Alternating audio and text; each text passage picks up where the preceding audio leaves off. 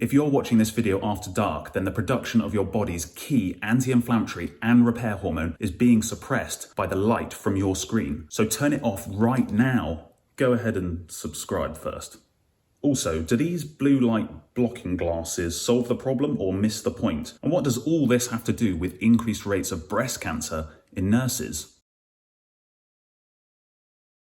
This is definitely one of my favourite health topics because once you understand it, you can boost your energy, reduce the risk of almost every chronic disease there is, and bulletproof your mental health. Everyone who I've given this simple advice to tells me they're amazed by how good it feels, but I always have to explain the theory behind it first because otherwise it sounds a bit crazy. So much of society's poor health can be explained by comparing modern patterns of living with how people have lived throughout most of human history. Imagine a caveman in prehistoric times. During the daytime, he's exposed to plenty of bright, natural outdoor light. Once the sun goes down, he's in darkness for a significant amount of time, especially in winter, with no light other than moonlight or firelight. A key point here is that it doesn't matter if our caveman goes straight to bed or won't go to sleep for some hours after sundown, because either way he's still immersed in darkness. Fast forward to present day and you can obliterate evening darkness with bright artificial lighting and screens, and this causes major problems. Firstly, it causes circadian rhythm disruption.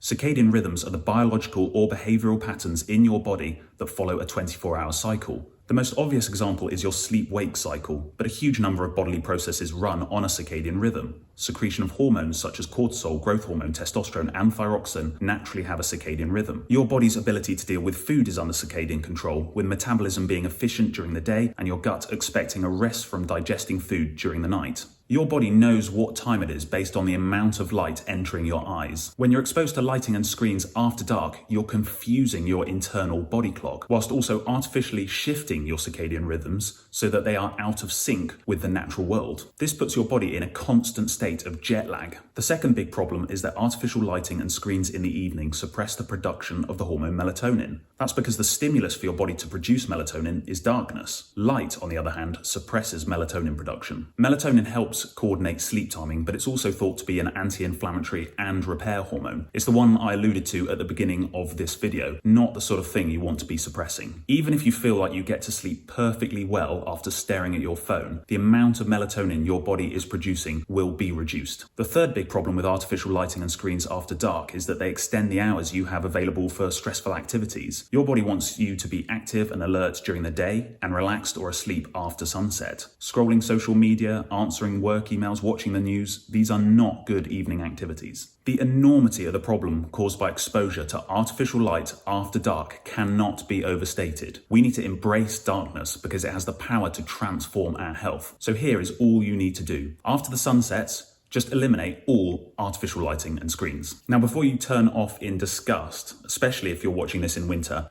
I am, of course, aware that this is obviously just not possible a lot of the time. So whilst keeping that ideal in mind, let's consider some workable options. The key is to pick an approach that works for you and those you live with and that is realistically sustainable. But it's got to be specific because vague plans are easily abandoned. And of course, what's realistic will vary depending where on the planet you live and what season it is. At a minimum, you should be eliminating processed lighting and screens an hour before your planned bedtime. All activities that require light, such as cleaning your teeth, should be done before this cutoff. Other options include a predetermined cutoff time, ideally one that changes with the seasons, or some sort of mix. After your cutoff time, you can actually engage in wholesome, non-screen related activities like talking to your spouse, stargazing with your children, meditating or praying. All those health and relationship enhancing activities that modern technology has just bulldozed. Having a fire or lighting candles after your cutoff is fine because these give off dim light at the low energy red end of the visible light spectrum, so they don't disrupt melatonin production like white light does. If you need to have light after your cutoff time for safety or any other reason, then try to have those that mimic firelight, so low down, dim, and amber tones, rather than those that mimic midday sun, like overhead bright white lights. You can buy red light bulbs for your bedside table or a lamp in the corridor for this very reason. So what are you going to notice doing all this? Well, first, you'll notice that being immersed in darkness in the evening is very relaxing, way more than, say, watching TV. And bright artificial light after your cutoff time will feel really unpleasant, which is how it should feel. Your sleep,